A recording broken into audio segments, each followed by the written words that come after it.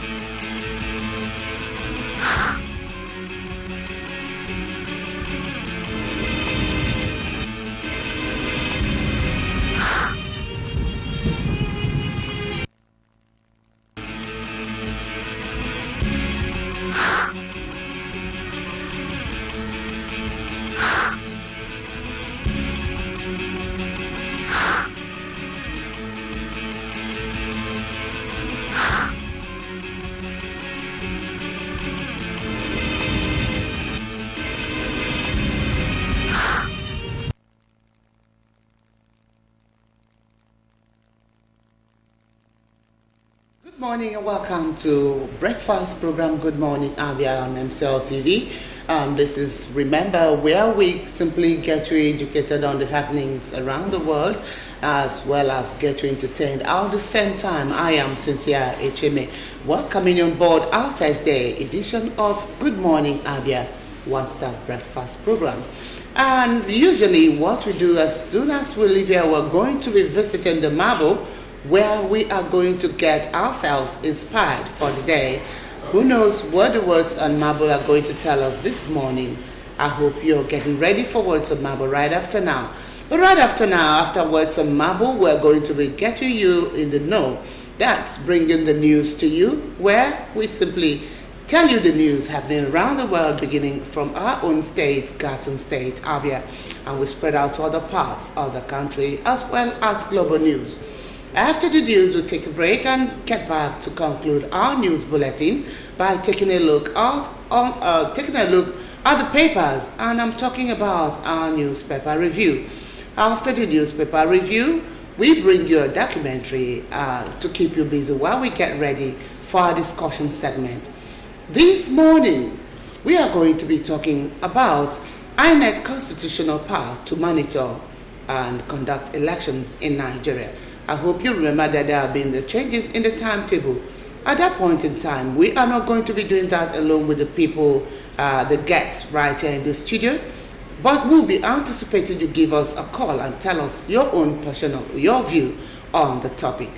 All right, first things to say first, let's visit the marble and find out what it has for us. This morning, William Shakespeare is the one talking to us. He says, no legacy is so rich as honesty. No legacy is so rich as honesty. Simply telling every one of us that we should imbibe the virtue of honesty. Remember, when you are honest, people around you will trust you. Not just the people around you, the world entirely will trust you. All you do on earth, all your activities on planet earth, you'll be registering and imprinting your name on the sands of time. When you imbibe honesty, you'll be doing a lot of favor to yourself and to the people around you and the world entirely.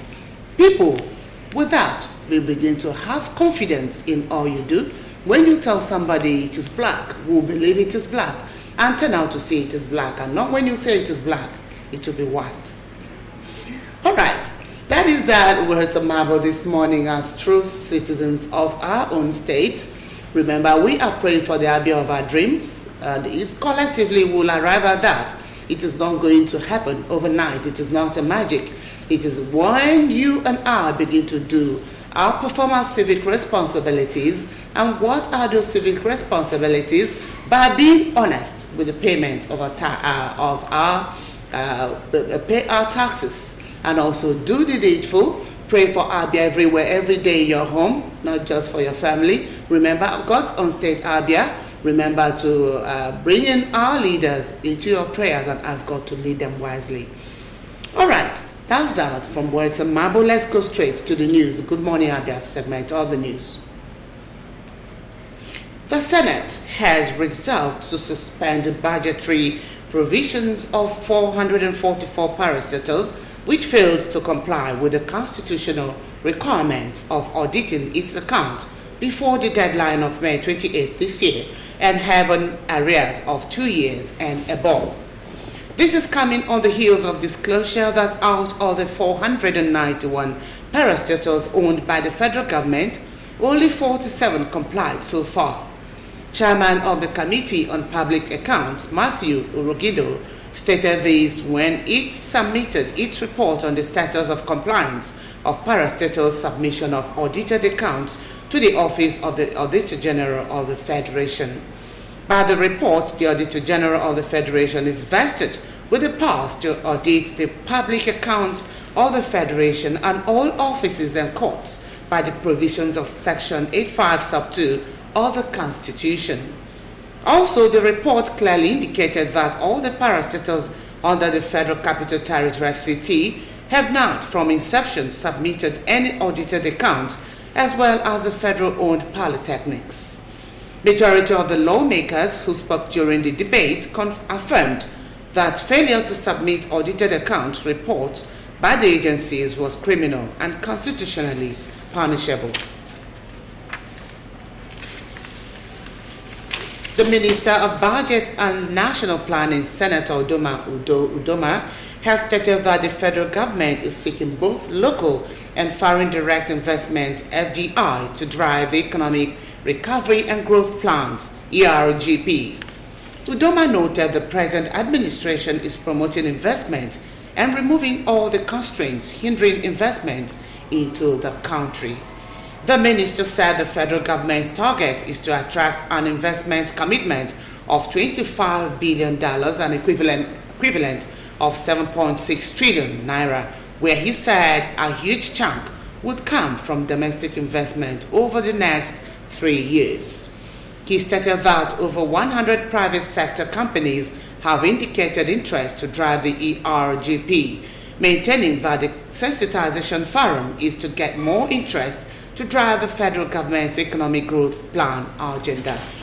According to him, the top execution priorities of the ERGP is to stabilize the macroeconomic environment through aligned monetary, trade, and fiscal policies, accelerate non-oil revenue generation, deliver on agricultural transformation, ensure energy sufficiency in power and petroleum products, improve transportation infrastructure, and drive industrialization, which is said will focus on small and medium enterprises.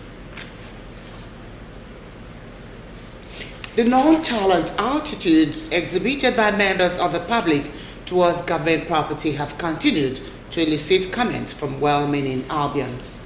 They noted that lack of maintenance on the part of government and other relevant bodies is also some of the contributory factors to this cankerworm that has bedeviled public property. MCR News takes a look at this ugly trend as Ofrichigide completes the story. Investigation revealed that most of the public properties dotted all corners of Abia State, especially in Abia, the commercial nerve center of the state, is in a state of disrepair.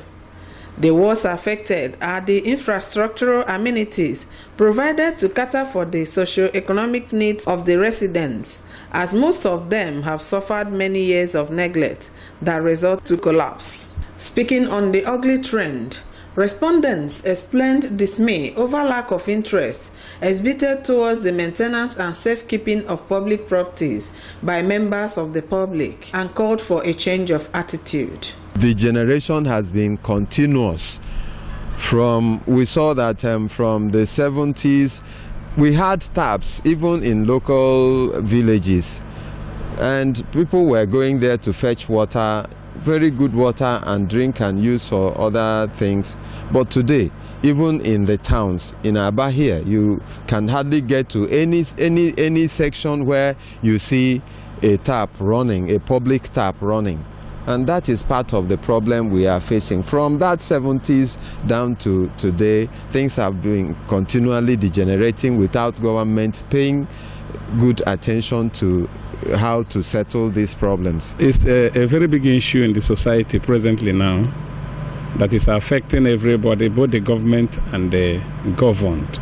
You find out that if you live to play your role as the government and I live to play my role as a citizen, nothing will move. That's why it's affecting every sector. Negligence of government properties is supposed to be taken care by the government. Laws supposed to be promulgated to make sure that those things are being maintained appropriately. The state of decay and high level of abandonment of these social amenities have compelled concerned citizens to question the essence of their existence as they have outlived their usefulness. The issue of the maintenance of government and public properties are collective responsibility of all and sundry. Hence, all hands must be on deck to achieve this common goal for the governed. Ofrich Ejide, MCL News. The Abia State chapter of the International Federation of Women Lawyers, popularly known as FIDA, has held a seminar on the Administration of Criminal Justice Act. The seminar was held in conjunction with MacArthur Foundation. Chooks Eke was there and completes the story. The Administration of Criminal Justice Act of 2015 was adopted in the whole by the Abia State House of Assembly in 2017. The bill will become law if the governor gives his assent to ACJA Law No. 12 of 2017. As at the time of filing this report, Governor Okizie Ikpeazu has not appended his signature, effectively impeding the rationale behind the enactment of the law. The bill was passed at the federal level in May 2015 during the administration of former President Goodluck Jonathan with the primary motive of decongesting the prisons. The resource person, the Justice A.U. Carlo of the Abia State High Court, enumerates the benefits of the Criminal Justice Act of 2015. Let us remind ourselves that the Abia State enactment under review, like its federal counterpart, defined its purpose to be both to ensure that the system of administration of criminal justice in the state promotes efficient management of criminal justice institutions, speedy dispensation of justice, protection of the society from crime, and protection of the rights and interests of the suspect, the defendant, and the victim.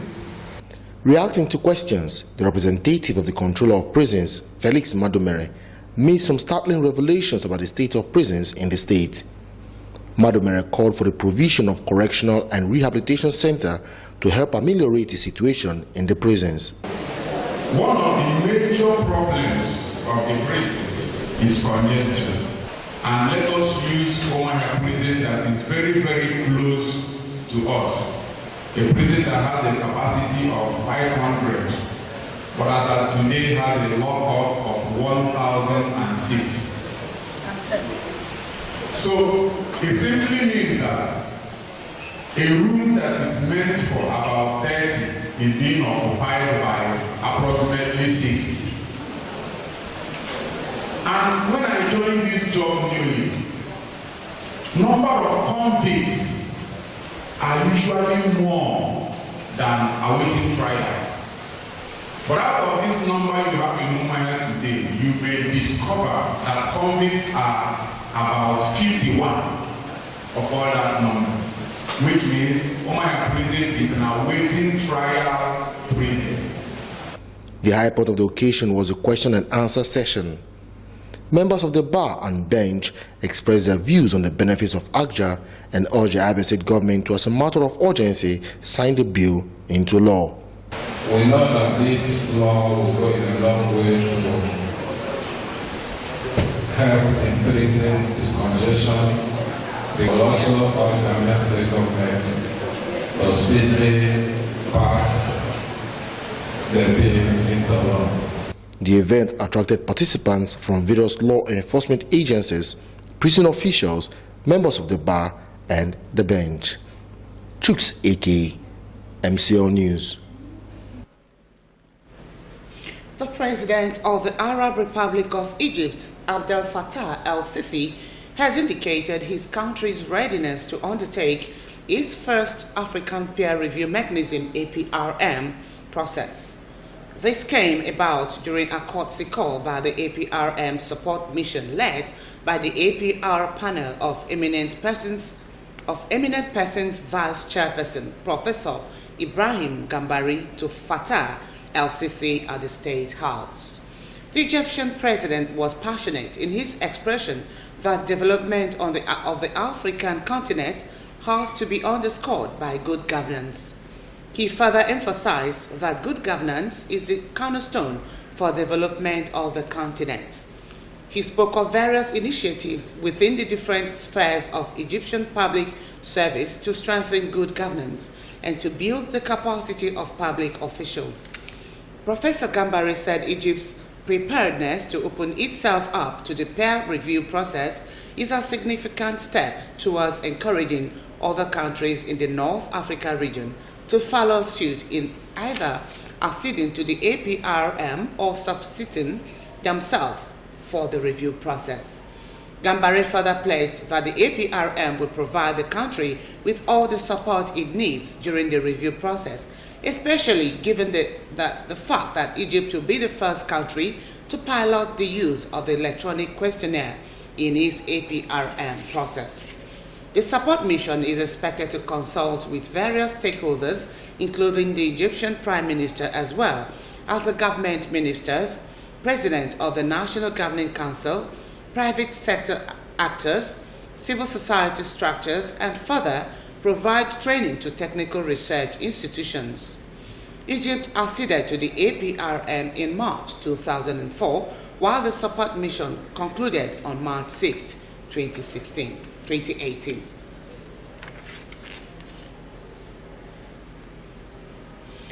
And that's the size of Good Morning Abia package of the news. We'll take a break, and when we get back, to be time for us to take a look at the papers. That's our newspaper review. We hope you continue to stay tuned.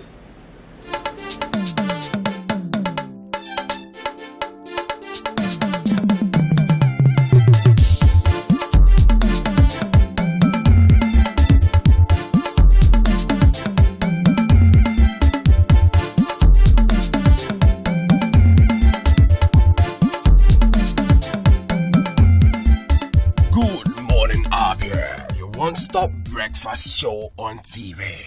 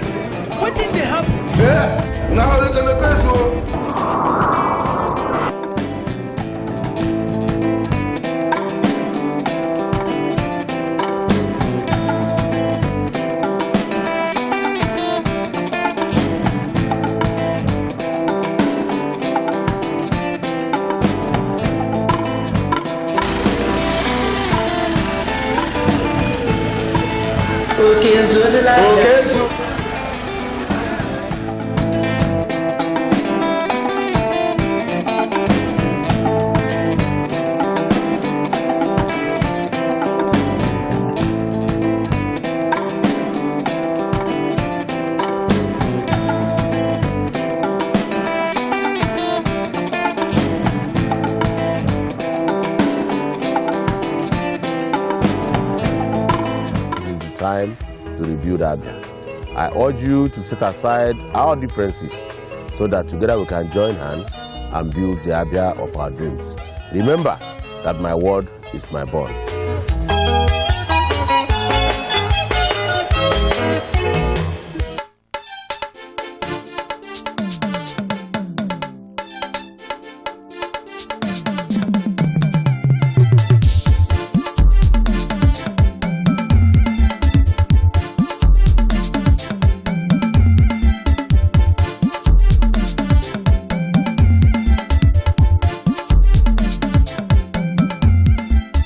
Good morning, Abia, your one-stop breakfast show on TV.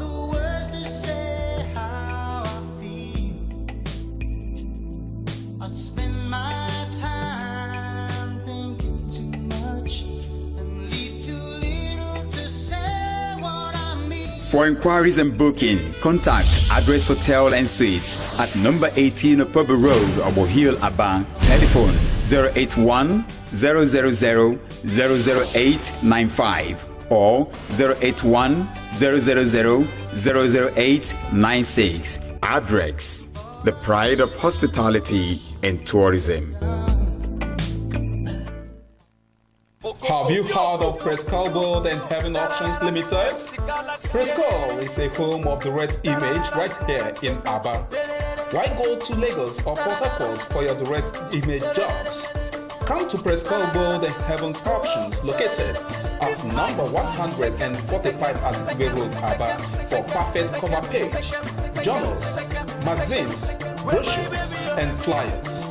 We also offer printing services in digital flex and billboard, window graphics, posters, stickers, heat transfers, ID cards, complimentary cards, monogram, and car branding.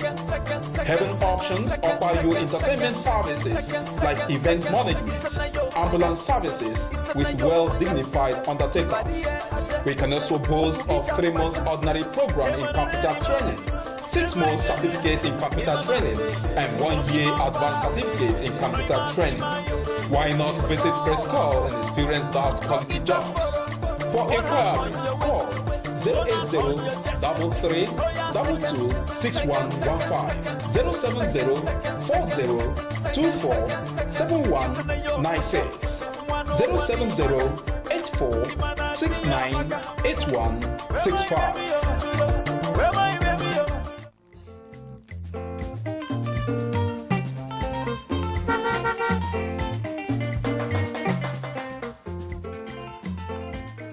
Do not deface Abia State with posters.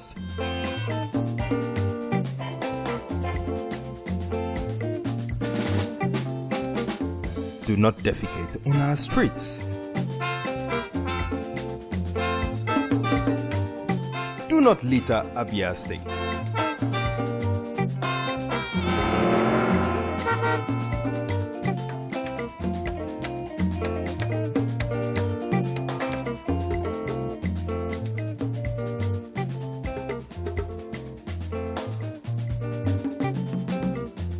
My brothers, I say wetin man go do for this world where people no go talk.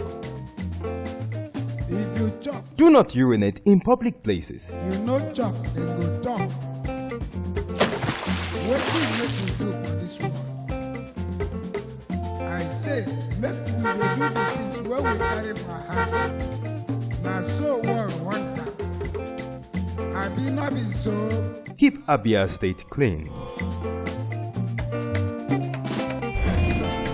This message is brought to you by MCL TV.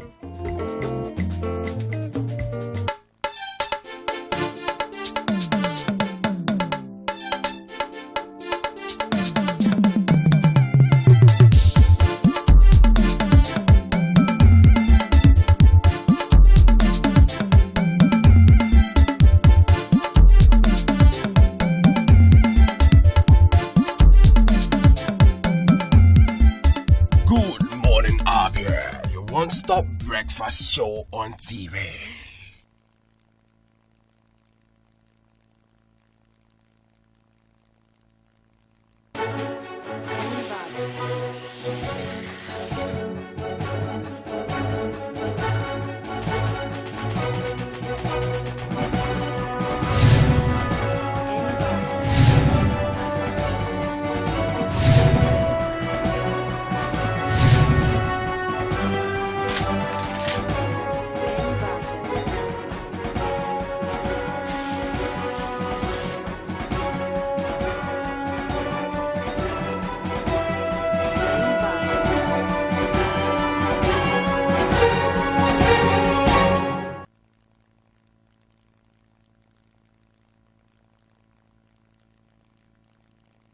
You're welcome back. In case you are just joining us, this is One Star Breakfast Program. Good morning, Abia from MCL TV. This is our newspaper review segment where we take a look at the papers one after the other, find out what they have for all of us. As usual, we're going to be starting with the Daily Sun. The Daily Sun this morning on the top right, we have Independence Day bombing. Charles Oka Mwabweze gets live jail. On Independence Day bombing, hope you still remember, Charles Oka Mwabweze gets live jail. Captured our story on page 11 so you can relive the story that happened some few years ago. Or rather, leaving that to step down to meet restructuring, IPOB threatens Ohaneze. IPOB threatens Ohaneze, insists on referendum, vows to take action against Pan-Igbo organization. And that story got to finish on page 40. All right, and that is that we step down to meet a very colorful picture element. And you can see it is that of the #1 citizen of Rivers State, Governor Nyesom Wike of Rivers State, on the left-hand side there, explaining a point to an official of the construction company handling the dualization of Hotel Presidential Road in Port Harcourt, and this took place yesterday. All right, and leaving that, we see by the right-hand corner, Buhari received World Cup trophy. Buhari receives World Cup trophy. Capture that story in details on page 45 and find out what actually happened. And on page 41, we see Rivers residents celebrate Wike's development feat. Rivers residents celebrate Wike's development feat. That story in details on page 41. And on page 40, Obiano sacks all appointees ahead March 17th inauguration. All right, find out why Obiano has sacked these appointees. Go to page 40 of this Daily Sun. And the next is a Senate indicts governors over power abuse. Senate indicts governors over power abuse. Okay, and that story, get to know more on page 6. And with that, we go to the back page. On the back page, we are meeting Louis Obi's Mariawachi Classic MP. Mariawachi Classic MP. Get to know what this column is all about on page 16. And on page 36, Newton Jibuno, Beyond Headers Farmers Crisis. All right, it's going to be nice if you be able to read this column and know what this is talking about. That takes us to Amanzobi, Broken Tongues, Jega as agent provocateur. Jega as agent provocateur, and that's on the back page. That's a picture element of Yakubu there.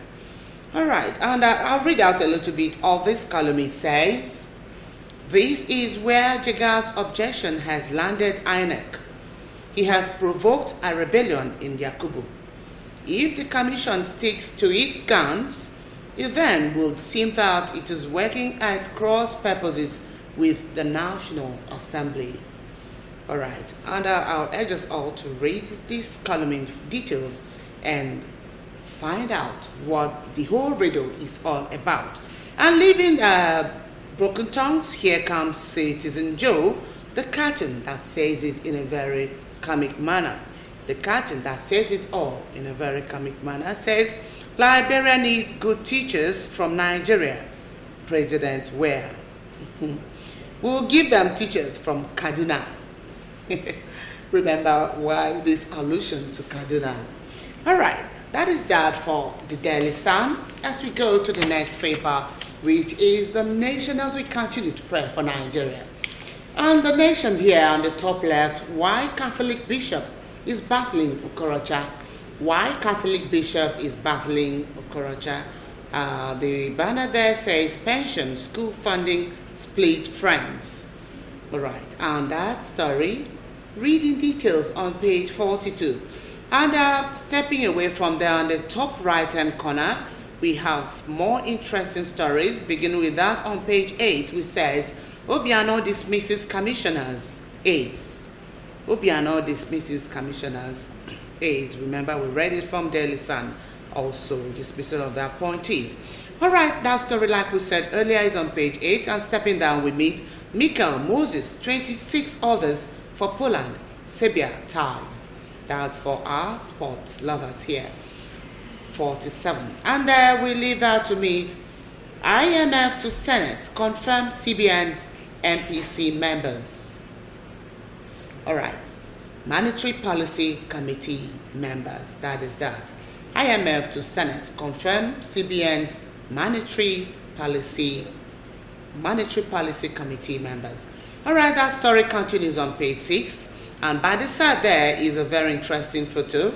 And as let me read, President Muhammadu Buhari on the right-hand side receiving the FIFA World Cup trophy from FIFA representative Christian Karimbu ahead of the tournament in Russia at the presidential villa in Abuja yesterday. With them are Vice President Yemi Osinbajo left and Minister of Sports Solomon Dalong in red beret. All right, and that takes us for us to read out the stories on Inside Stories. Inside, government orders audit of Dana Airlines. Government orders audit of Dana Airline. Remember what happened with Dana Airline recently. And that takes us to page 9 for you to know that story in details, find out what happened. And on page 6, for still on Inside Stories, police nab 63-year-old kidnap kingpin. That's on page 6. And the culture headline, bombings, court jails Wabweze, Oka for life. Judge rejects plea for mercy. All right, and that's Oka there yesterday. Continue that story on page 6. And that takes us to our two picture elements. No mercy, a youth being drilled by a soldier for alleged actions capable of causing a breach of the peace in Mushi, Lagos mainland. All right. Okay, and that takes us to the next, a soldier at work. All right, a soldier at work, okay? That still has to do with the picture element. With the last here on the front page, we have Rivers yet to provide land for project. Rivers yet to provide land for project. That's on page 41. And the next of last, but not the least, we say, Dixon receives APC defectors. Capture the story in details on page 41. And that takes us to the back page of The Nation. The back page, we are meeting Lawa Ogenagbos today in The Nation. I'll read, as the President Buhari carries the nation's enormous burden on his shoulders, and he cannot afford to do things that will make people accuse him of not being fair and equitable to all. All right. And that's from Lawa Ogenagbo for us to chew over that. And leaving Ogenagbo, here comes Benga Omotosho editorial notebook, some fresh air for a change. Some fresh air for a change. All right, and that's that we see Ghanaians scoffing at Nigerians. Ghanaians scoffing at Nigerians. And that's a picture element of Aruna in action. I'll simply urge us to read this column in details and find out what and why Ghanaians are scoffing at Nigerians. All right, and leaving the editorial notebook, we are meeting Headball. Headball this morning writes on Aisha Wakil, complex lingo of the mother hen. Complex lingo of the mother hen. All right, Aisha Wakil, read that Headball in details and find out what the story is all about. Leaving Headball, we are meeting Repos this morning. Nigeria is now the largest importer of petrol, says NNPC MD Baru. Now, let's hear the response where the farm is. Please don't say it again. Just imagine the Eskimos importing ice block. All right. And that is the Nation this morning. I'll urge us all to read the stories and the inside stories in full. And that takes us to the last but not the least paper, and that is the New Telegraph. The New Telegraph this morning, on the top there, we have IMF wants quality review of Nigerian banks' assets. IMF wants quality review of Nigerian banks' assets. That story is to be continued in details on page 5, but the banner we have on Tambowal to banks. High interest rate hurting small businesses. High interest rate hurting small businesses. And that story captured in details on page 2. And we leave that to meet 4 picture elements in one line, beginning with that of the mishap, the Dana aircraft. Mishaps, federal government orders comprehensive audit of Dana Air. Okay, find out how they are going to achieve that and what steps to be taken on page 6. And that takes us to page 34. IDPs protest over shortage of food in Adamawa. IDPs protest over shortage of food in Adamawa. That story, like I said, on 34 there is a picture element of the displaced persons. And leaving the story on IDPs, we are meeting police uncover fresh plots to attack Benue, Taraba, and that's the photo of Idris there. All right, and continue the story on page 2. And on page 5, with the photo of Yakubu, INEC probes officials over registration of ineligible persons. All right, and that's on page 5. Leaving that is a culture headline. Nigeria's democracy under threat, says Ekweremadu. Nigeria's democracy under threat is coming from this number 2, says Ekweremadu. You know who Ekweremadu is? Senate decries political violence. Lamido, Nigeria now divided. The problem in Nigeria now is that our democracy is receding, and the international community needs to know this. Who says that the army cannot take over in Nigeria? It is possible. The Deputy Senate President, Ekweremadu, has said this. Please capture the story in full on pages 2 and 35. Very important, if you ask me. And that takes us to a county headline, Independence Day bombing, Oka. Nwabweze bag life imprisonment. Capture the story on 5, and I'll read out a bit of that. The court will be seen as acting capriciously if it imposed lighter sentence on Oka and Nwabweze. The defendants are hereby convicted of the charge filed against them and hereby sentenced to life imprisonment. It's coming from Justice Gabriel Kolawale. All right, and that's the face of Oka there. All right, and leaving the Oka's very touching story, we meet Northern leaders inaugurate standing committee for 2019 polls restructuring. That story is on page 4, and the last here is on health. Scientists write off available prostate test, seek new diagnostics. All right, and that is on page 7 for more of that on health.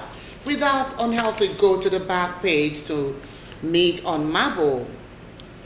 The Marble this morning we're hearing from Eberhard Arnold. Eberhard Arnold on Marble says only those who look with the eyes of children can lose themselves in the object of their wonder. Okay, very interesting one and full of wisdom. And with that we meet A World Cup NFF ministry at war over 1.2 billion fundraising. And that story you can capture in details on page 37. And the next is on political musings from Ike Abonye this morning, who writes on 2019, an adversary to Buhari. All right. There's no piece gathered from which you can get an insight into what this column is really getting out. We will simply ask you to read it in details. All right, that is that for newspaper review this morning from What's Our Breakfast program, Good Morning Abia from MCL TV. We'll continue to reiterate that there's no overdose to knowledge. The more we read, the more informed we are. Of course, we'll be basing not on rumor, but on facts. All right, we'll take a break, and when we get back to the time for us to discuss. And this morning, like I said earlier, we'll be talking about INEC and its constitutional powers to monitor and hold elections come 2019 in Nigeria. All right, but before we do that, we'll watch this documentary.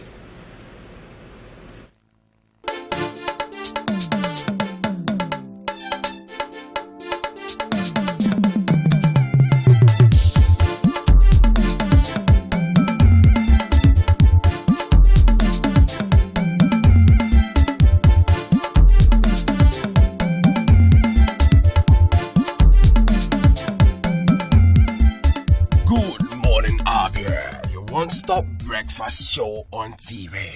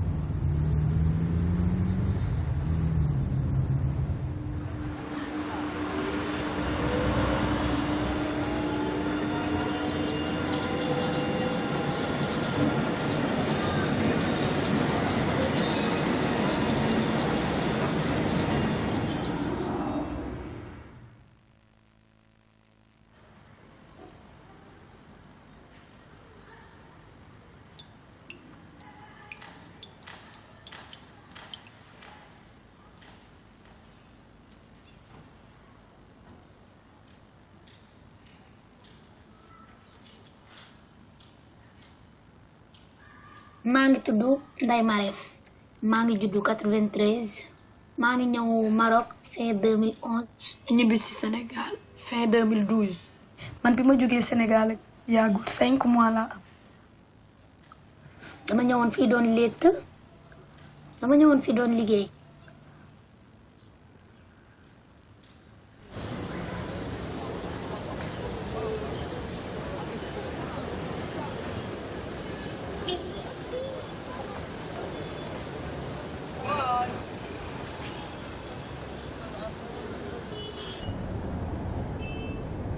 dama ne fii day neex ba mu yàgg mu metti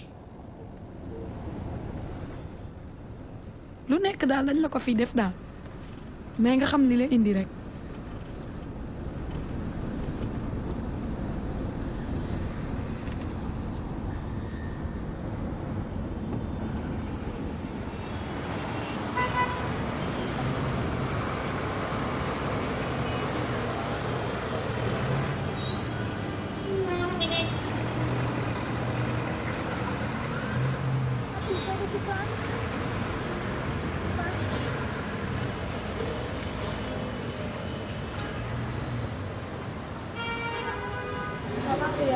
Sama kali.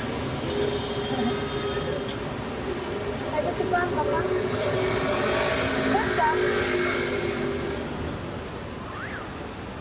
Sepelan rasta. Hukum rasa. Ya wala. Kana ne? Sabar. Dama le. You feel it, bukan. Bukan. Jangan nak. Man wala kena. Sen dia. Sen. Orang kan nak.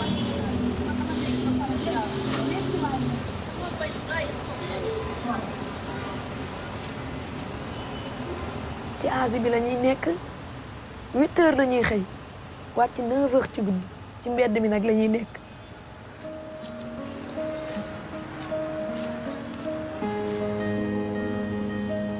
ñun dañuy génn ci mbedd mi nañuy liggéey ci Médina bi fi montre bi nekk ci mbedd bi dañuy génn ci biti ut fa ay client jël ko dugal ko ci benn café te dañuy liggéey même bu tàngee jër ci naaj bi la ñuy taxaw di liggéey.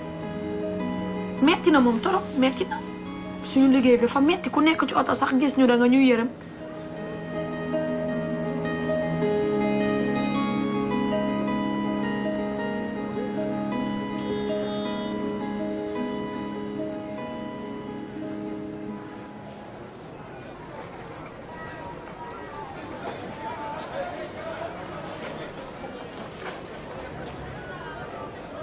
seen marché la marché naar yi la Médina ñun dañoo ñëw def fa suñu benn groupe toog foofu di létt ñun sax ci ñun sénégalais yi am na ñuy lal di jaay ay machine ay géej ay diw ay mèche ay greffage ñii lal noonu table ay beurre de karité yëpp di jaay ay cils ay ongle dañ koy jaay foofu.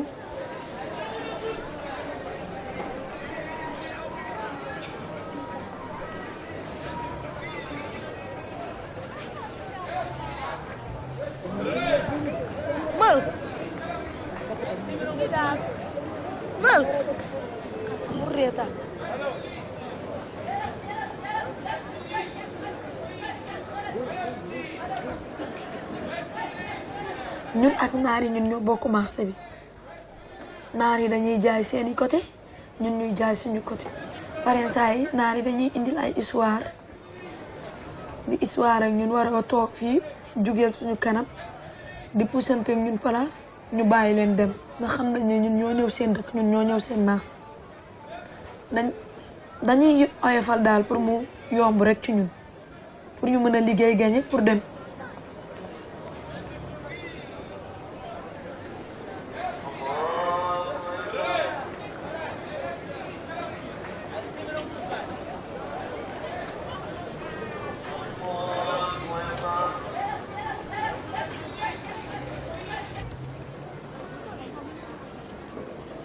gis nga dañuy am ni client jël ko yóbbu ko ci kaw ci musu gis nga fii mooy ci musu restaurant bi moo ngi ni partie bi mooy restaurant bi partie bi nii mooy salon.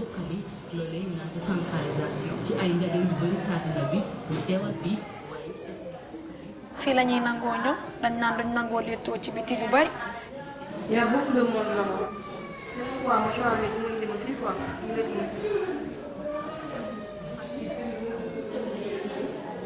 suñu indee res client ci restaurant bi ba pare dañuy pare jox musu 10 dirham pour client bi consommation suñu xaalis dem wàccaat waraat beneen client comme noonu. noonu la ñuy def chaque jour.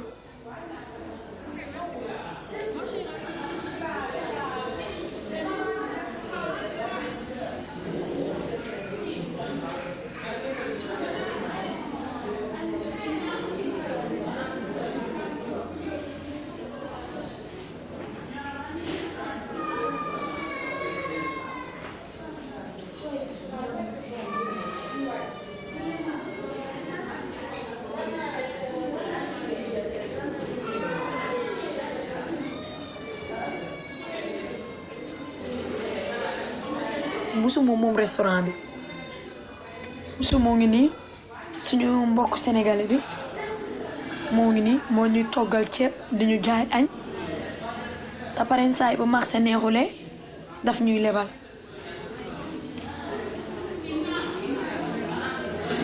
Nday Mbay mooy toggukatu musu ak mère boobu mère Mariam.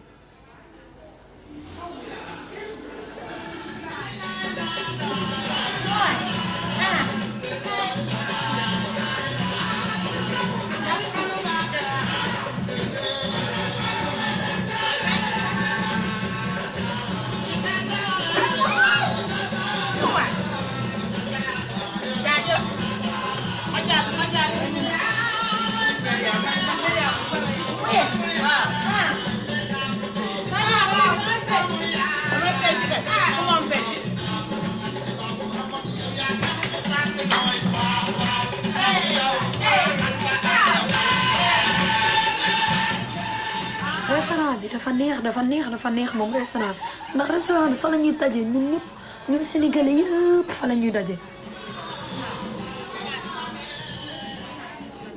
plat bu 30 am na plat bu 25 am na plat bu 35 parce que moyen yemuñu mënuñu def benn plat kii fixe prix fixe parce que marché bi tey mu neex suba du neex. ñoom ñëpp seen rakk laa lu nekk nag laa leen di def mais ñoom dañ may bàyyi pareen saa yi sax dañ may jox ay añ may jënd añ lekk man kese looloo tax man ma nekk seen xarit. Les Sénégalais ils aiment manger Sénégalais lekk rek même ils portent pas joli boubou ils portent pas joli chaussure mais ils mangent bien Sénégalais manger bu baax la xam.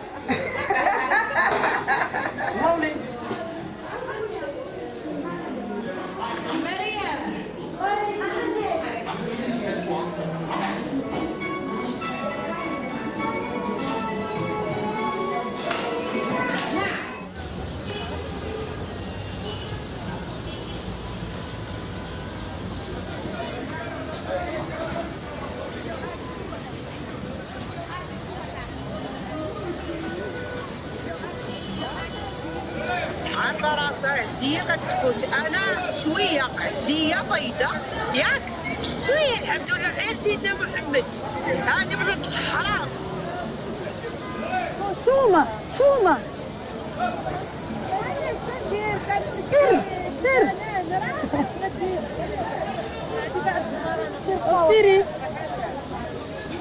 سر سيري كبرتي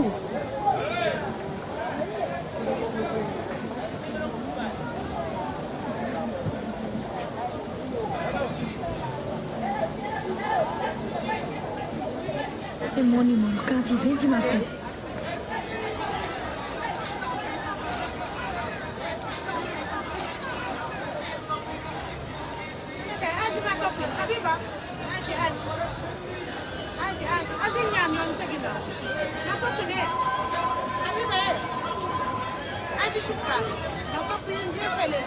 Nawal Aydana moom dafa baax mais moom marocain la moom jikkoy marocain la yor ndax moom nos sénégalais nos marocain yaayam mooy marocain papa mooy sénégalais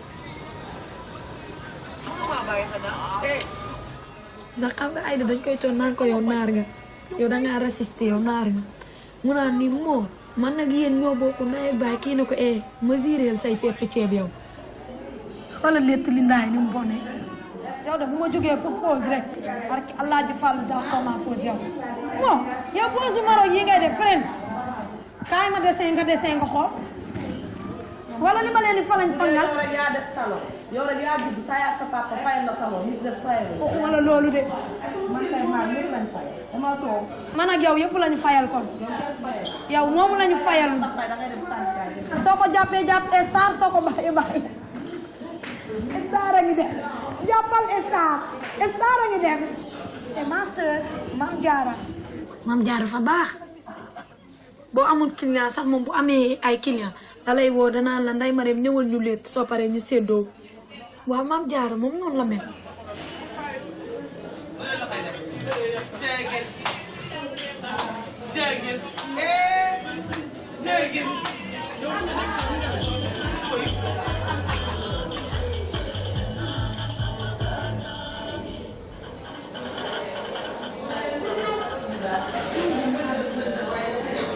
Aïda Nar ak Mame Diarra dañoo bàyyi seen doom Sénégal te jigéen ñu bari mënuñu def loolu Mame Diarra de day nekk fii nii di ñu wax ay wax yoo xam ne dañuy reetaan mais moom problème bu ñu am foofu ñun ak naari moom moo koy arrangé mais da ngay ree ba sonn.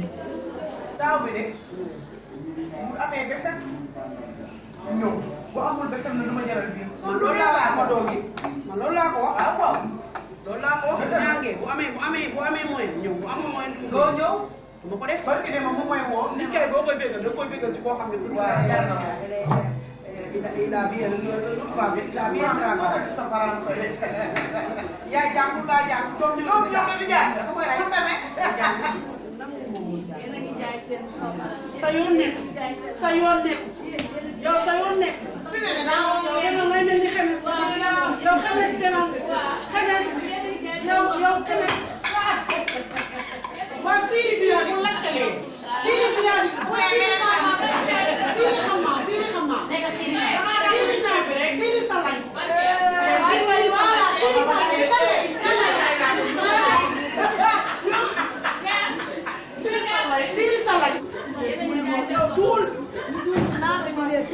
léegi ma ne ko Siri Salay maire bi yóbbu ma police man daal gëmuma maire bi de maire bi na ma je vais appeler la police ma ne ko Siri gaaba daaba moi j'attends la police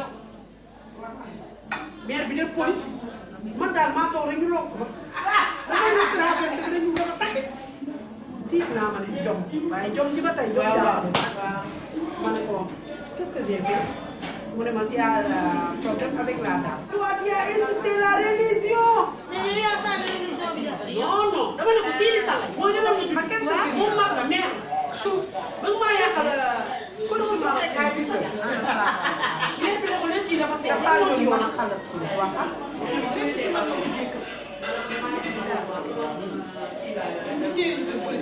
ba pare comme seen maa xam ne waaw mama rasta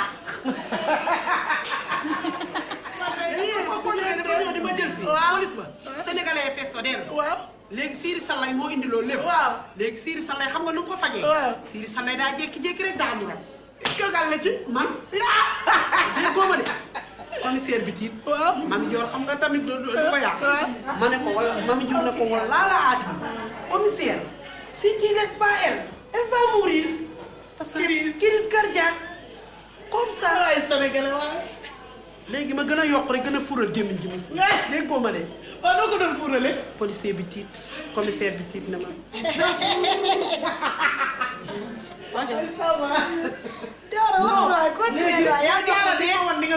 mu ne ma Mama Rasta il faut faire très attention avec les Marocains loolu moo mën a xari na mu ne ma il faut faire très attention avec les Marocains parce que tu es vieux sur notre pays même si tu as la vérité on donne le Marocain la vérité. ma ne ko pourquoi Sénégal y a beaucoup de Marocains. waaw loolu moom du loi moom. mais il est très gentil. dafa bëgg Sénégal parce que lenn rek la ma jàppee te li mu ma jàppee woon c'est normal papier moom liggéeyam lay def. mais commissaire bi kenn gënu ko ak a baax ak a baax. waa Mame Diarra daf ñuy reeloo chaque jour lu metti lu bari dañ koy fàtte fii ak ni ñu nekkee fii di liggéey nii.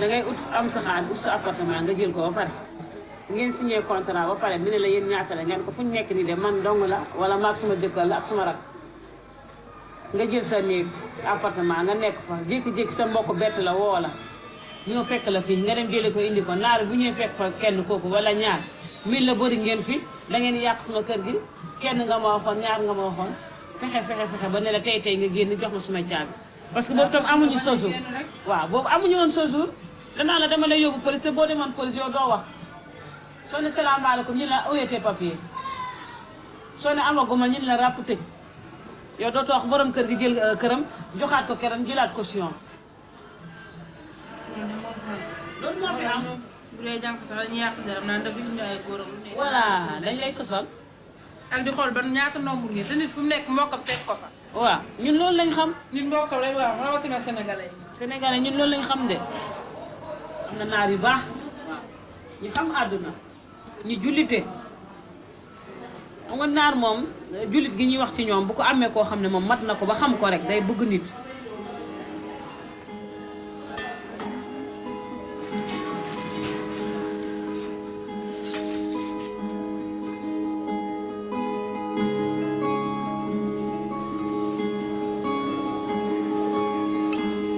Maroc neex na dund bi neex na lekk yi doy lekk bi neex na ñun daal ñoo ngi nii ah xale yi moom ak kii moom marocain yi moom dañoo mën a tooñ nii lañ dëkkee ñun dañuy tooñ rek mën a luñ leen dara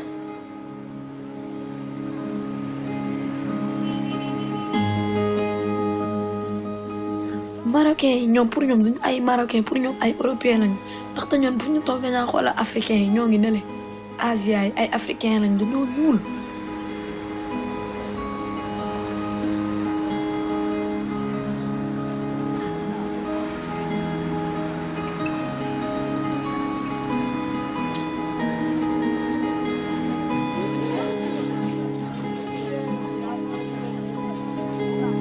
mais ñun ak ñoom daal ñoo bokk de mais ñoom ay pour ñoom ñoo ngi Europe ñoom ñoo ngi Amérique ñoom daal a ngoog rek.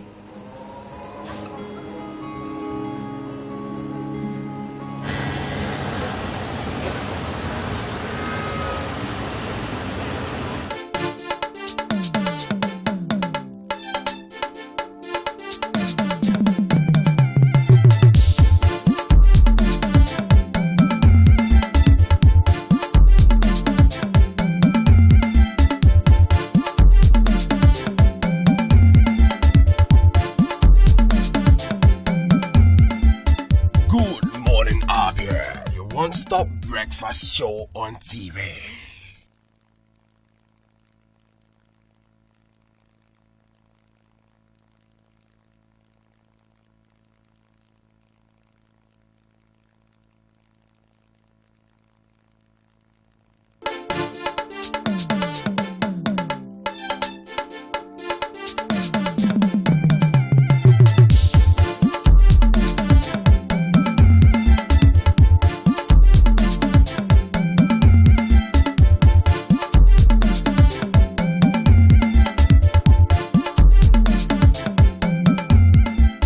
Goodmorning, Abia, your one-stop breakfast show on TV.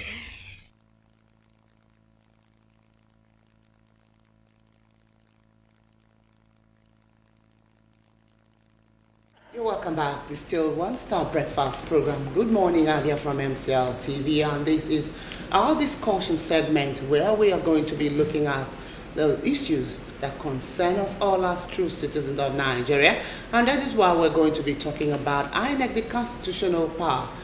Does INEC have the constitutional power to monitor, conduct election in Nigeria? And to do justice to this topic, we have right here in the studio a legal practitioner, Collins O'Neill. Collins, thank you for coming on the program. Good morning. Good morning, Abia. Thank you for the privilege.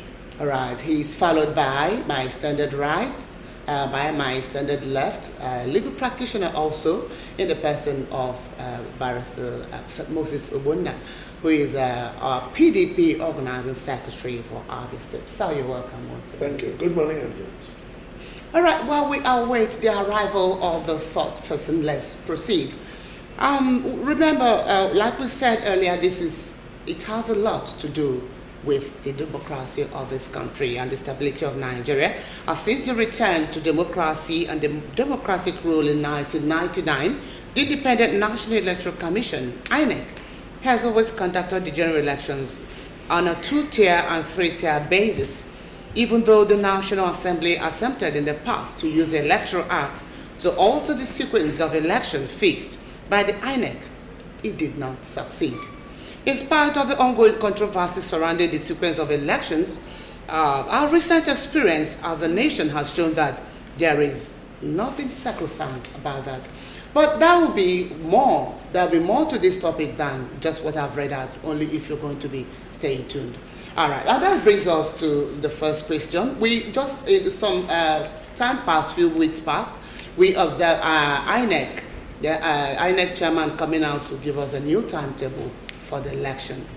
All that we're going to be looking at this morning.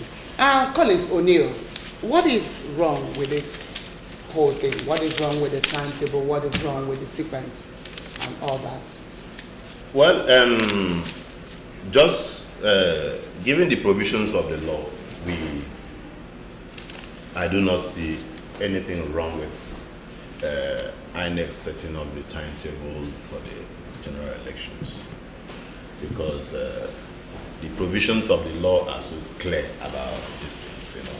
So, and when you look at section 76, 116, and other provisions, INEC is the only body, and even by section 202, the authority to so do cannot be questioned by any other arm of the government. All right. Okay, so they have the authority to what they are doing, or rather what they have done so far by setting up the timetable is in line with the constitutional provisions.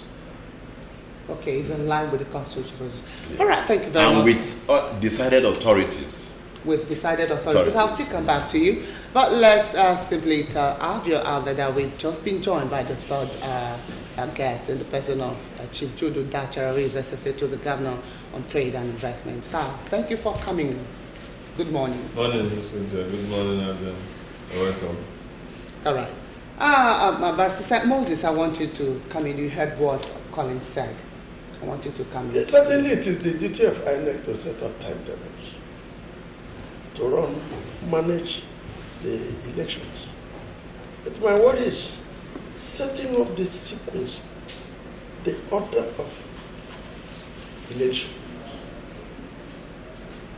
Is it the same thing as timetable? That's the question we need to answer before we know whether INEC is going into what they ought to do and what they ought not to do. I think that setting up the sequence of the election is not the same thing as timetable. It is the duty of the National Assembly to set out the order at which elections should be held, while the INEC will set out the timetable when and the time this order of elections will be held. So I think what INEC is doing by saying what day the elections will be held is proper by them, but it's setting the sequence in which the order in which it ought to be held, which one comes first and which one comes last, is outside the adjudication. All right, thank you, the legal practitioner, Barrister Moses. Let's hear from you, Jude Udachara. Do you have anything contrary, any contrary views to this? My own reaction is that even both the timetable and the order, National Assembly, powered by law to set it out in an electoral act. Yes, ANEC is the body vested with organization of elections, including fixing the dates of the election. But if the National Assembly so chooses to now make it both the timetable and order an act of the Parliament, ANEC has no right whatsoever to disregard it, and they have no powers not to implement it. So that is my own. The National Assembly makes the laws, and then INEC has to implement it. So Okay. by questioning, by disregarding the views of the National Assembly, which explicitly is the voice of the people, the masses of this country, they are going against the wishes of Nigeria, majority of Nigerians. I think I disagree with him. There's a place we need to set out. Okay, maybe you come under this question I have now. Collins, do you think that INEC has the constitutional power to tamper or alter the sequence of the timetable? You know, as lawyers, we talk with the law, okay, the constitutional provisions, and then decided authorities by the apex court, as it is the Supreme Court. There's this case between PDP and Silva in Bayelsa, where the Supreme Court decided thus. The Supreme Court said that INEC has its sole responsibility to fix date for election. He said, for whatsoever reason, be it for logistics. And he also went further to say, I do not think that anyone has a cause of action against INEC for cancelling an election or to reschedule the date of election. So, if this is Supreme Court decision regarding the case between PDP and the Silva, where the INEC cancelled an election in Bayelsa. Okay, if a body can cancel an election and fix a date for an election, I wonder what's the difference between fixing the date and the timetable. Okay, it's just like a school authority during in our school days. I mean, would you say that the school cannot, if they fix the date for the exams, they cannot be the one that also fix the date when you are going to write the various exams? So it's duplication. I can also read the word the Supreme Court said it amounts to duplication of functions. When you say they should fix the date and then the sequence should be decided by another body, I have the authority. You say the authorities you are living on. It's simple, the same thing I have said. It is the duty of INEC to determine the days elections will be fixed. But whether presidential election should come first or come last, it's not their job. Because when laws are written with the view that you don't rush back to change them. That's why no law will be made fixing dates, saying by a National Assembly, simply saying presidential election will be held on so date and pass it as law. No. Because laws are not altered every day. Sorry, but what if they do? It is wrong now. It is not their job. What if you pass it? Wait, they can't pass it because as we progress, you see that there will be conflict either by days or by dates. What this National Assembly does is to make a law that will generally control actions. For instance, when the National Assembly says, in the order of elections, presidential election comes first, National Assembly comes second, it becomes law. Then INEC will say, this presidential election that comes first, it is their duty to say it will be held on September 30th. That is what the Supreme Court is saying. Altering the days, cancelling the days is the sole duty of the INEC. But determining which comes first, which comes last is a law that ought to be made and kept. During the military era, there was a decree for that. And when we saw that by then, it is the presidential election that comes last. And what happened is that when we progress in the elections, you see that the people determine who becomes the president, and there will be coup. When they see that the party that is winning will not favor the military, they launch a coup. So, because of that, as soon as the Abdul Salami, I think it was him that started it, and now make the presidential election first.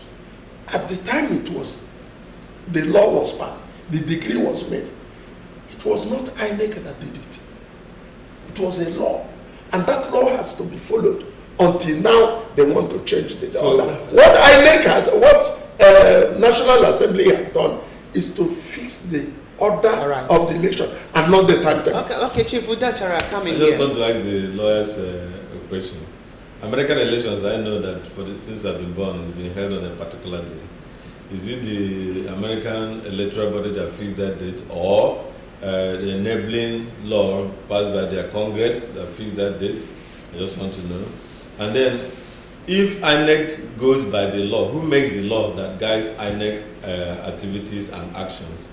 Who has the powers to make those laws upon which INEC acts? Is it the National Assembly? Who makes the constitution of the Federal Republic of Nigeria? Who has got the powers to amend the constitution? Is it INEC, or hasn't the National Assembly got any powers to amend the constitution to make electoral acts or not? So, if you respond that National Assembly has got the powers to make these laws, including the functions of INEC, so why is INEC quarreling with them if they are proposing an amendment of the Electoral Act, an amendment of the Constitution to fix order of elections. Is In there the anything wrong amendment with of that? in the Electoral Act we So have now. have they got the powers to amend In the that? electoral, in the electoral act, Yes, the electoral the exists. There's no existing order. Yes, electoral there's no act. order. Yes. There's no order. But they want to now make an amendment, fixing the order of the election. So Which I say it is their duty to do. They can but do that. the date, Fine. the date at which those elections will be held is what we call timetable. Yes. It is not the order. The order is not timetable. So have they got the powers to make the order? Timetable, no. I mean, order. The order of election, it National is the Assembly. duty of the National Assembly to say what order. If they pass it And I as think law, the presidential one comes. if they pass it as law, it becomes law. Simple. There shall be no conflict because it is the duty of the National Assembly to make laws. Simple. Exactly. INEC belongs to the executive. Yes. It is their duty to execute what laws that is presented to them. But when such laws are so trivial, take case of tribal things that will make alterations very frequent, such laws will be obnoxious. That is why fixing of dates. But if they fix the date that the Americans have done, it becomes law as well. Hold their temperature. Fixing the dates will make the law very static because it's not easy to alter it. For instance, if they say presidential election will be 15th of November, so and that 15th of November falls into a date that it is impracticable, INEC will have no right to cancel it because our constitutions are static. They are very rigid. It is not easy to alter it because once the National Assembly has fixed that date, it means if anything happens on that date and the election is not held, you cannot alter it. That is why fixing of dates in a constitution, my brother, is very difficult. All right, thank you, gentlemen. Oh, you want to say something here? Coming. Is it the law we are talking about that have been made by the National Assembly, like you said? The one that proposed it has not been signed into law. Yes, but they said they will get it. I'm coming. The bill, the state bill has not been signed into law, and it's generating this level of. You see, the issue is that so far it has not been signed into law. It is not yet a law. But they want to make it a law. I'm coming now. I'm coming, and you know that. I hope you know that the executive, Mr. President, is working with the INEC. Yes. Okay, look at by the sequence of this election. They said the National Assembly, the National Assembly election will come first. Yes. The governorship and state house of assembly, and then the presidential election. Yes. You see, then if you look at the constitution, it says section. Let's even read this thing. It says section 76. It says election to each house of assembly shall be held on a date to be appointed by the National Electoral Commission in accordance with the Electoral Act. Yes, that's the old one. Okay, dates. I agree with you. See, date has to do with not the sequence. That is why we are saying. Okay, let me tell you something. The order of the electioneering is not the prerogative of the INEC. Let's clear something. But the dates. Let's clear something. Whether it shall be put on a particular date, removed on a particular date, is the. Excuse me, gentlemen. I'm trying to understand something here. Is it this sequence and the other? Is it not just a matter of syntax? Syntax. See, okay. No. Let me give an instance. The order that is set out carries no date. The bill that is being proposed, there was no date. They just said it is so. This is the order. It shall be conducted. It is now the duty of INEC to fix days for this order. And not to alter the order. Once it is passed as law, the hands of INEC is clipped. All right. Simple. All right, gentlemen, thank you very much. And at this point, I want to tell you, the viewer out there watching from home or wherever in the office, it's time for you to join us on the discussion. There will shortly appear a number on the screen which you can give us a call and tell us your opinion on this topic. And please, while you're doing that, lower the volume of your television set so we can hear you very well. All right, the INEC is, as you've been said, to be very independent. From its name, it says it is called the Independent National Electoral Commission. So even a common, even a schoolgirl will say INEC is independent. But we want to know if really that independence also translates to their activities. Since INEC is independent, are they also going to be independent in not allowing itself to be tampered with the executive by the law, other executive, or by the federal government? I'm coming to you. The constitution that prescribed the independence, that awarded independence to them, prescribed the extent of the independence. Right. It's not just doing everything. In section 202, let him read it out. In the exercise of its powers to make appointment or to exercise disciplinary control over persons, that's right. The State Civil Service Commission, the State Independent Electoral Commission, the State Judicial Service Commission shall not be subject to the direction and control of any authority. That is the extent. Those two items there. They are persons, they are staff. You cannot say I will transfer you because you did not do what I want you to do. Yes, that is the extent of their independence. Not on all matters. Absolute independence. Not on all matters. Okay, not on all. Let's hold it there. Take this number one caller. Hello, good morning. Hello? Hello? Sorry. Okay, see, there is a case I want to mention here. Yes. The case, you see, we are guided by what we call locus classicus. I agree with you. This case was between the National Assembly and the President. Okay. He said, thus, the first alteration was made was made to the Constitution, and the National Assembly amended section 132, 76, and 78, adding the phrase "in accordance with the Electoral Act." Although the power of INEC to organize and undertake and supervise general election conferred on it by paragraph 15 of part 1 of the third schedule made pursuant to section 153 of the Constitution was left intact.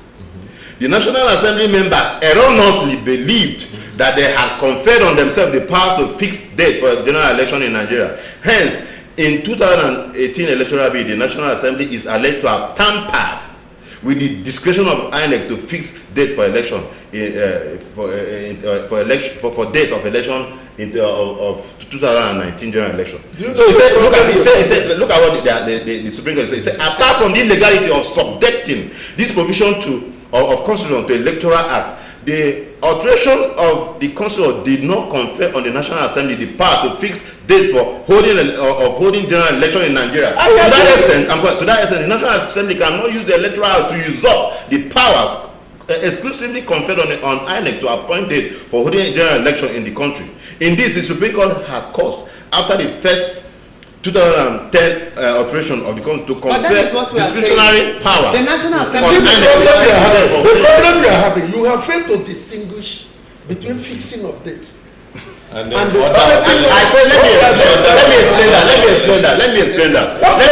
Fixing of date and order of election. Sorry, my barrister, there is a section that said INEC made changes in the Electoral Act thinking they had taken care of a constitutional provision that allows INEC to fix the date of the election. Yes. So if they had done the amendment to take care of that, like now they're just basing their decision on only order of the election. They're not talking about date. You mean INEC making alteration? No, INEC cannot alter. It is only the National Assembly. That's I mean the National Assembly. This is a very simple. Let me come in there, sir. You talked about date and order of election. Let me come in now. Let me date and order of election. Wait now, sir. Let me come. If I say tomorrow 15th I'll be holding election in Abia State. Yes. I fixed a date for that tomorrow. 15th, and I say I'm coming. Then on 16th, I'll be holding election in Abia. I've also fixed a date. Yes. Then I say on December 2018, I'll be doing this. See, it's the discretion of the choosing of the date. I agree with within the discretion of the INEC, and it's still the same thing. You see the problem you have. When you fail to distinguish these two, you will be hammering on dates. And National Assembly never fixed dates at all in their proposal. At all. And there's nothing like date there. What they are saying is, INEC, if you are fixing presidential election on 15th, it will be the last election.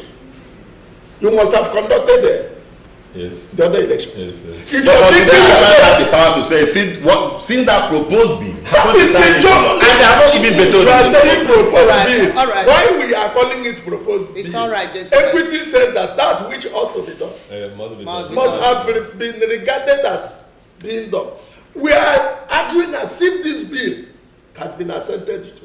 Because they say they will pass it. You see, when they assent to it and the president, the Muhammadu Buhari, they return it and pass it. But they're not done it now. We are saying, assuming they do it, they are not encroaching on the duties and powers of INEC.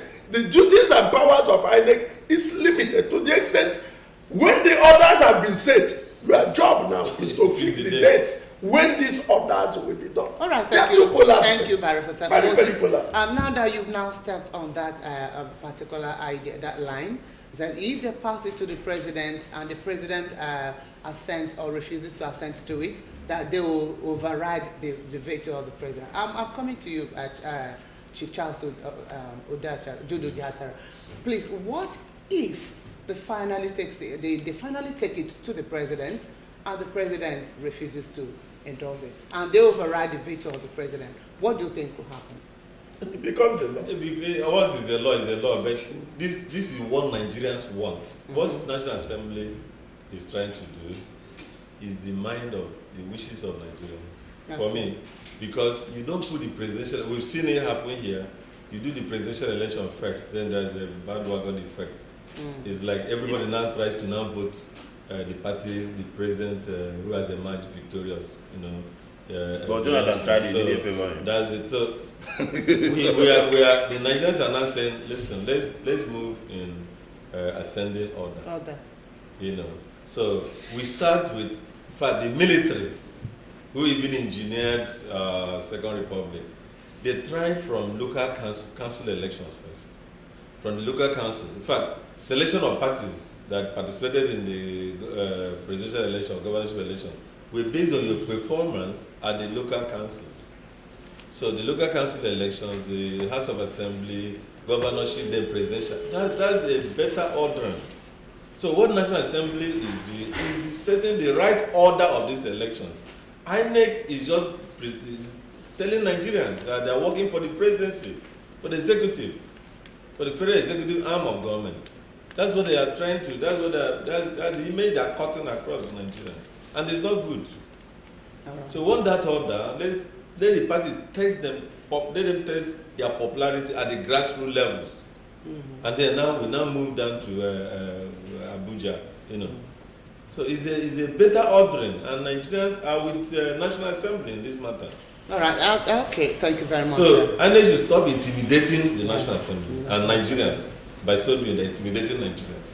All right, let's take a look at this. Under the arrangement of the time given timetable, the President and National Assembly elections will be held on February 16th, 2019, while the governorship and House of Assembly elections will take place March 2nd, 2019. But in the Electoral Bill of 2018, recently passed by the National Assembly, the sequence of the general election has been altered. Let me come to you. How would you? Did you listen to my reading? Sorry. But in the Electoral Bill of 2018, recently passed by the National Assembly, the sequence of the general elections has been altered. How would you explain this?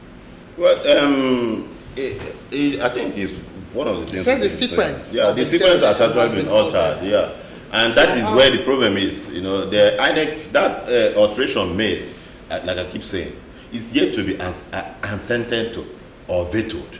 Okay, so to that very extent, until you see, if you look at how these things work in Nigeria, by the time they now go to veto it, they'll still require to veto it, and at that point, you see Ghana must go start flying, and then by the time they can't even veto it. So see, I don't always take something that has not been concluded as though it is concluded. The law does not have a retroactive effect.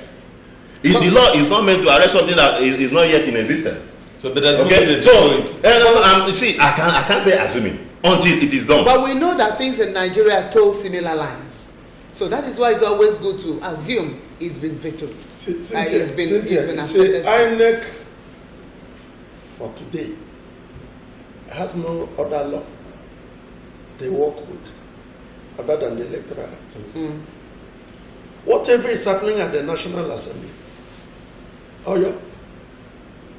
does not concern INEC until it has been passed as law. And the moment it is passed into law, they will now comply. Nigeria want to hear that. But INEC is saying no, they will not. Let's get to that.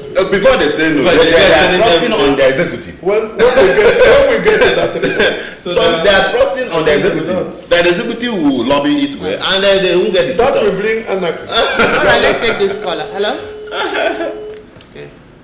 We lost it. So Nigeria wants to be assured that if INEC passes the law, if National Assembly passes the law, that INEC will comply. But for Yakubu to be saying they will never, it's just like... No, you see, would he be saying he will never on his own? You see, let us look at these things critically. He can't be saying, who is Mahmoud to say he will never? Something must be telling him that it can't work. You see, all right. Okay, look at it. We get to the level where laws are duly passed, and an arm of this government says they will not comply. We are approaching anarchy, and we will stand against it. When that time comes, are we not already in anarchy? No, we are not there. We are not there now. Do we have rule of law? Until that law is passed. But do we have rule of law? All right. Where judgments of court are disregarded. So what else are we talking about? We are talking about elections. Okay, colleagues, let me come to you, Barrister Moses. With the way things are happening and have been happening in Nigeria, do you think INEC will conduct a very peaceful, fair election come 2019? We have a lot of disturbing signals. I'm sorry, sir, before you answer that, let's take this caller. Hello? Hello? We have a lot of disturbing signals. The INEC man, if you look at his pedigree,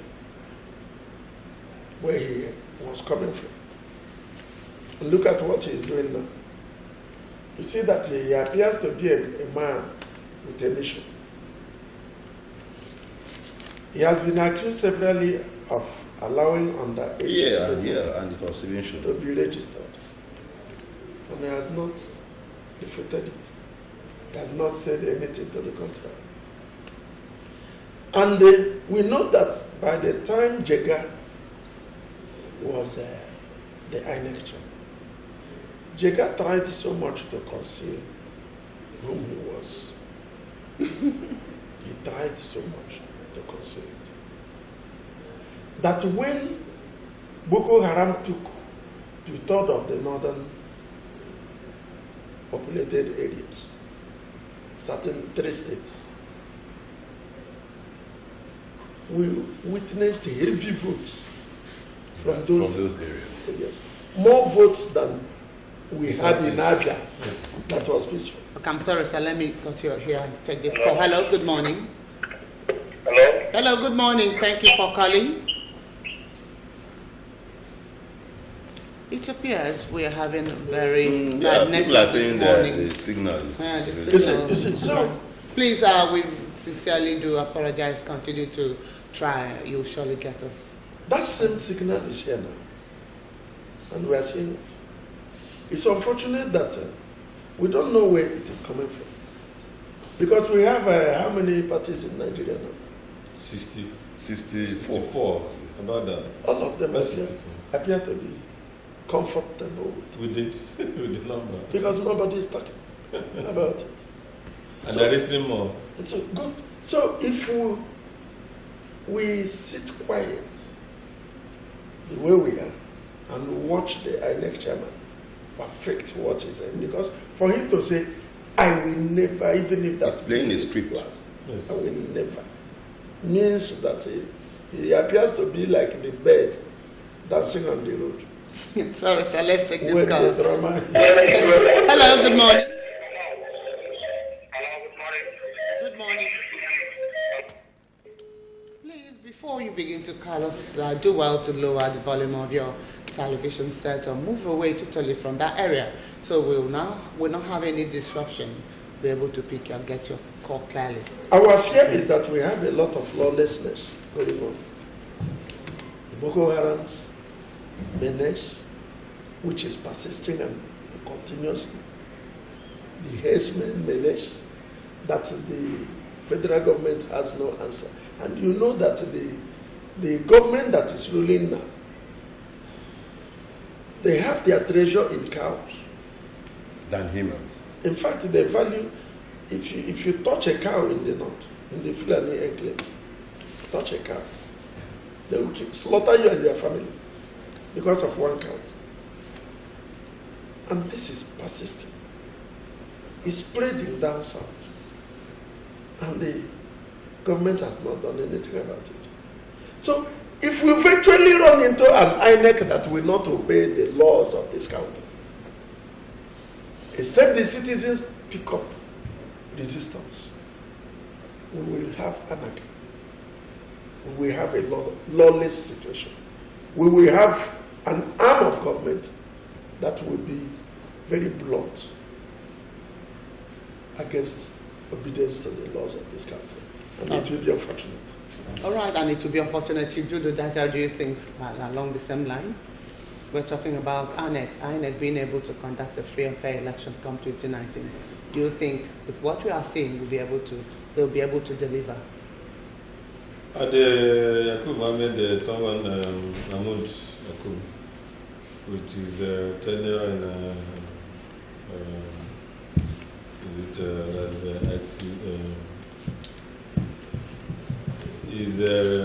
where he was coming from. I've forgotten there's a very big. He did well, with a lot of assistance to university and tertiary institutions. Yes.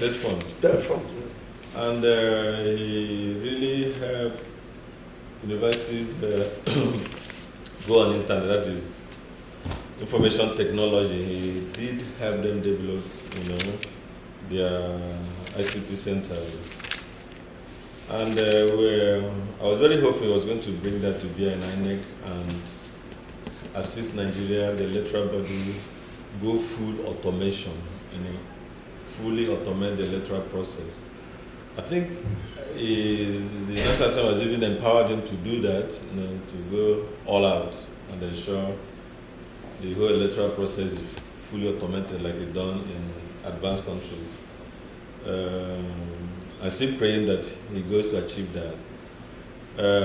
But what happens here in Nigeria, people get appointments and they go out all to work from their heart and their mind to serve every segment of this country. But then the politicians now put pressure on them, and then they start doing things that will favor certain sections of the country. So I suspect that is happening to Yakubu. To be fair to him, I have seen what they are demonstrating. What INEC was demonstrating the other day. Yes, he wants to fully automate himself.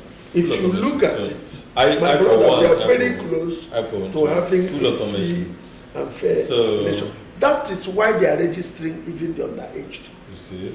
Because there will be no ballot paper. You see? There will be no ballot box. You see? The thing is like just a machine, full it's automation. A machine. This morning we read up from the paper that some were apprehended and will soon be. The young ones. Yeah. We did come in young people to improve. Thanks of prison. And from what the INEC is doing, if by the grace of God they perfect it, every person that is in government, elective office now, should sit up. Yes.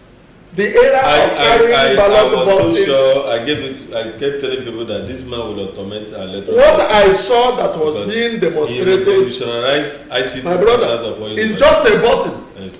Once your card is inserted and the thing comes up, if you are voting for PDP, as I will vote for PDP, the button carries the logos of the parties. Simple. You just press it back up. They say press the button. I think that's why the politicians are putting pressure on him to start with the presidential election first. Beautiful. So that once the result is out, within hours. That is why everybody has seen. People have seen what is coming. So it will not be easy. So that's what the National Assembly members also to protect themselves as well. The era of carrying ballot box. So you come back to the masses. come back and please. So I just pray that Yakubu, Okay, see, I have that is But there's something divorces himself from political influence and goes ahead to do a good job. From political influence, and that is what we are saying. Do you think that the man at the helm of affairs of INEC, has that kind of thick skin to be able to, I have a different. All those, do you think he'll be able to? No. I have a different view here. You see, if you look at the federal character, okay, the spirit of the federal character, okay, you discover that during Obasanjo, who was the INEC chairman? Moses Iwu, and then later. You see, then during Jonathan, who was the INEC chairman? Then I hope you know that before the present INEC chairman, it was Zakari, a nephew of the president. So you see, the moment that federal character is abused, you see, injustice anywhere is injustice everywhere. Yes. Okay, look at, you see, there is nothing good that will come out of this thing. I'm telling you, no matter how, because these are agreements they have reached. Look at the NIH Director General. Yeah. Somebody who has who has been on the list of EFCC. Upon reappointing that person, there have been protests all over. You still want that person to be there.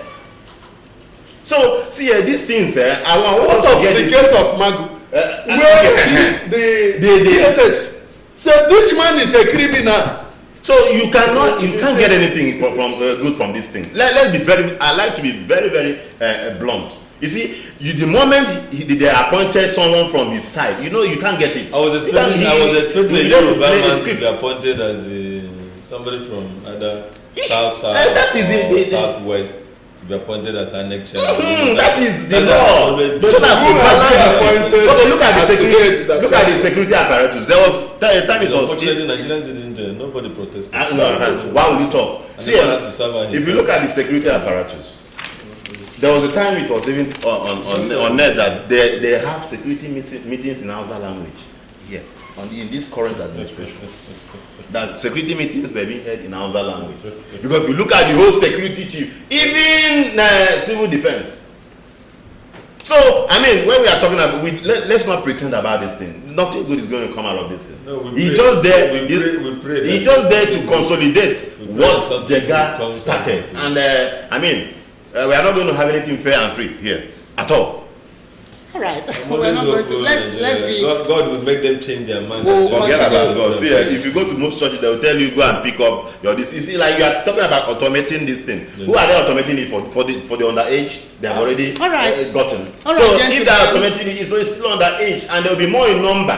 So going that way will still not be a headway for us. You won't still get anything free and fair because they have more in number. O'Neill, it's okay, it's all right. Let's continue to be positive and pray for Nigeria and pray for CAP 2019 that the general election is going to be very free and fair and good for all.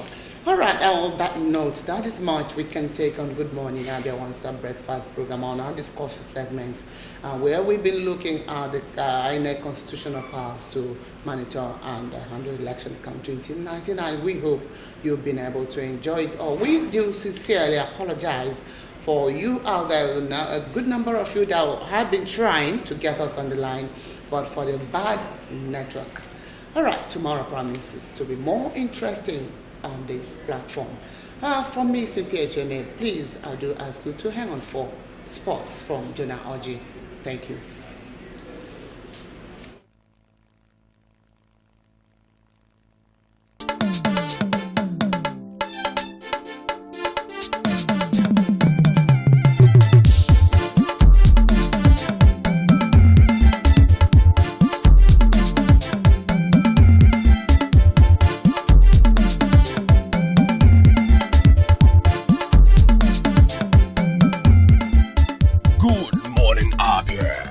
Stop breakfast show on TV.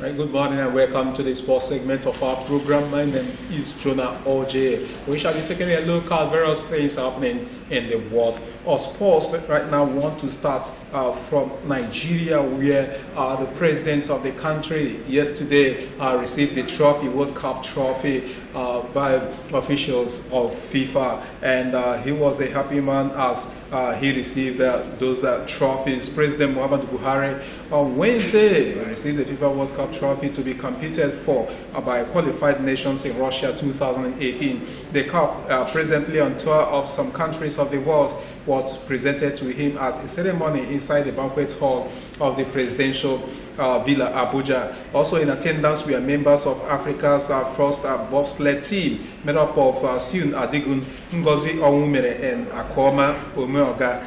The United States-based team represented the country at the just concluded Winter Olympics in South Korea. Buhari also received the home-based Chan Eagles, who emerged runners-up in the recently concluded home-based African Cup of Nations in Morocco, as well as basketball and Paralympic teams. The FIFA trophy was presented to the president by a representative of the World Football Ruling Body and former France international Christian Kerembu, who said the purpose of bringing the coveted cup to the country ahead of the tournament was to rekindle the passion and inspire Nigerians. President Buhari thanked FIFA for choosing 2 cities in Nigeria for the Cup tour. He also thanked Coca-Cola, sponsors of the tour, for their involvement in sports development in the country.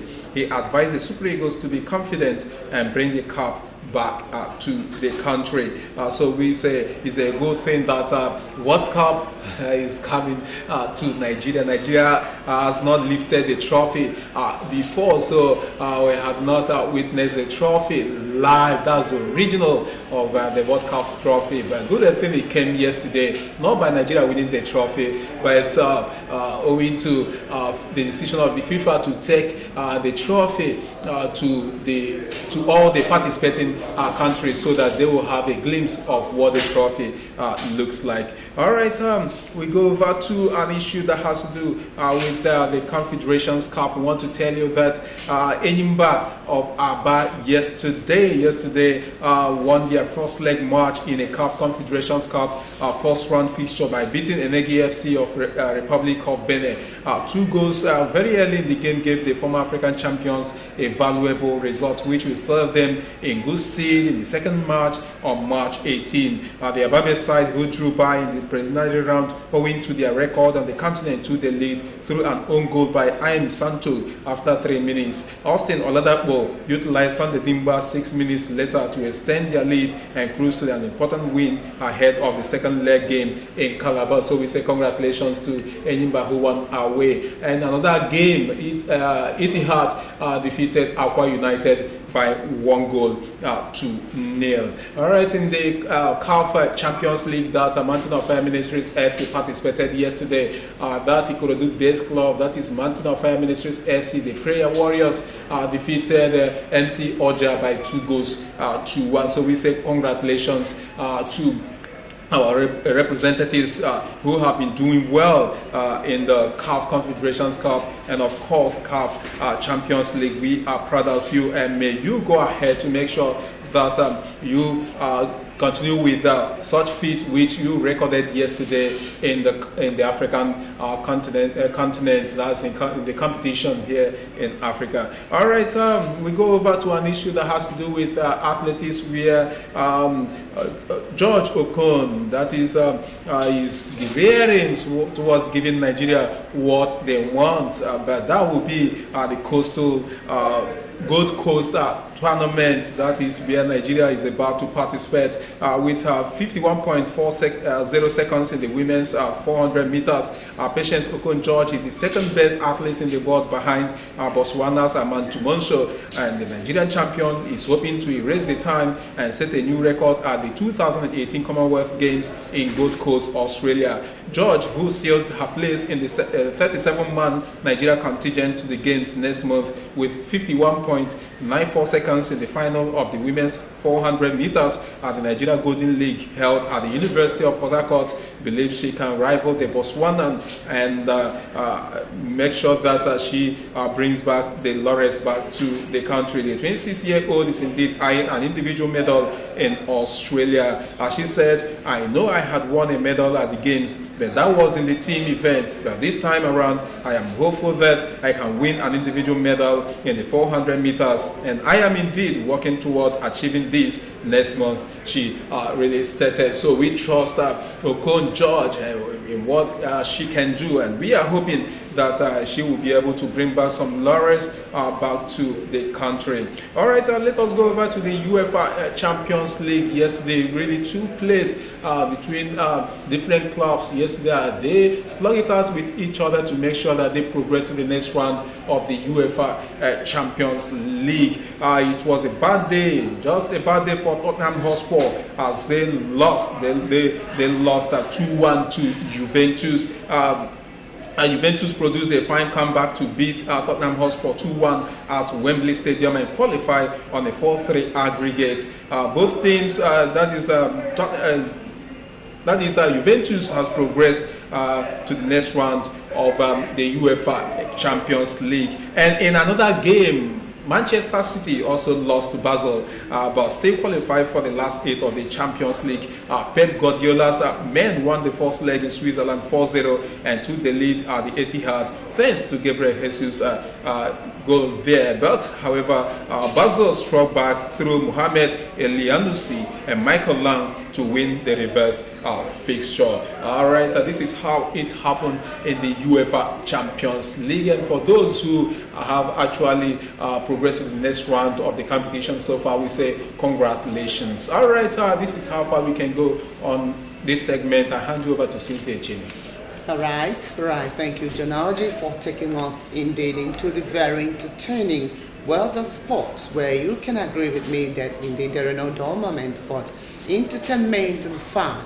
All right, and that is much we have on this program, one-stop breakfast program, Good Morning Abia from MCL TV for today. Of course, promising tomorrow more interesting topic package on this platform. From me, Cynthia Echeme, I ask you to have a lovely day ahead.